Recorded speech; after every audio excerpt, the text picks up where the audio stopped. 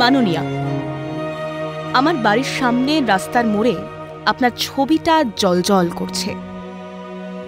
আমি আমার পুরনো সেলাই মেশিনটায় তেল দিচ্ছি। মেয়ে বলেছিল ওটা বেচে দিতে, দিইনি। এখন দেখছি ঠিকই করেছি। পাশের ঘরে শুয়ে কাঁদছে আমার মেয়ে। সকালে বাজারে গিয়েছিল, কে যেন বলেছে ও নাকি চুরি করে চাকরি পেয়েছে। বিশ্বাস করুন মাননীয়া, এমনটা নয়, এমনটা মোটেও নয়। আমার মেয়ে বরাবর লেখাপড়ায় ভালো ছিল। টিচার হবার পর ভেবেছিলাম বিধবার দুঃখ বোধহয় ঘুচল, কিন্তু হঠাৎ খবরে শুনলাম চাকরি গেছে ওর। চাকরি গেছে ওর মতো প্রায় 26,000 ছেলেমেয়ের। 2016 সালের গোটা প্যানেলটাই নাকি বাতিল করেছে হাইকোর্ট। মাননীয়া, একজন অসহায় বৃদ্ধা আপনাকে জিজ্ঞাসা করছে গোটা ঘটনায় দায় কার? এখন আপনি এই রায়কে বেআইনি বলছেন, কিন্তু একটু সহজভাবে বুঝিয়ে দেবেন কেন এই রায় বেআইনি? ওএমআর শিট স্ক্যান করার জন্য বরাত দিলেন নাইসা নামের একটি সংস্থাকে। আপনি জানতেন না এই বরাত সংবিধান বিরোধী? ওএমআর শিটের আসল কপি নষ্ট করে দেয় এসএসসি। কোনো মিরর ইমেজ পর্যন্ত রাখেনি।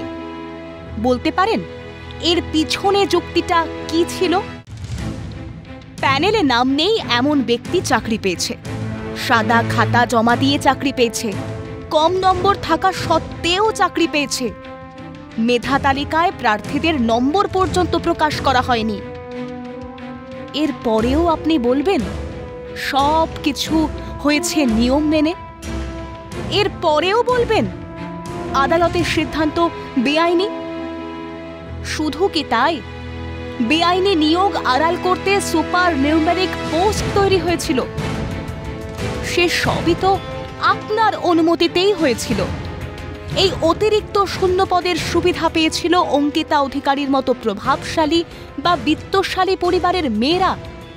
আর আমার মেয়ে, জানেন, পরীক্ষার প্রিপারেশন নিতে দিনে 16 ঘন্টা মুখ গুজে পড়তো মেয়েটা।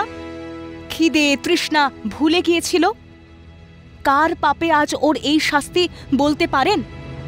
এখন আপনি বা আপনার দল অবশ্য নন্দ ঘোষ খুঁজে পেয়ে গেছেন। পার্থ চট্টোপাধ্যায়কে বলিকাঠে চড়িয়ে কার্পেট পেতেছেন সরীসৃপ ভরা ভাঙা মেঝেতে। পার্থ চট্টোপাধ্যায়, শান্তিপ্রসাদ সিনহা, কল্যাণময় গঙ্গোপাধ্যায়, এরা তো দাবার এক একটা বোড়ে মাত্র। আসল মাথাটা কার মাননীয়া? গারদবন্দি হওয়ার আগে পার্থবাবুর শেষ ফোনটা গিয়েছিল কার কাছে? আপনি আবার মঞ্চে, আপনি আবার বলছেন লড়াইয়ের কথা, আপনি আবার বলছেন 10 লক্ষ চাকরি রয়েছে আপনার হাতে। এই শিল্পবন্ধা পশ্চিমবঙ্গে এই 10 লক্ষ চাকরি রয়েছে কোন খাতে একটু জানাবেন মাননীয়া?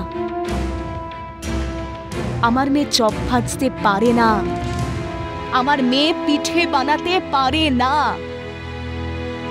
2 দিন হলো মেয়েটা দাঁতে কুটো পর্যন্ত কাটেনি।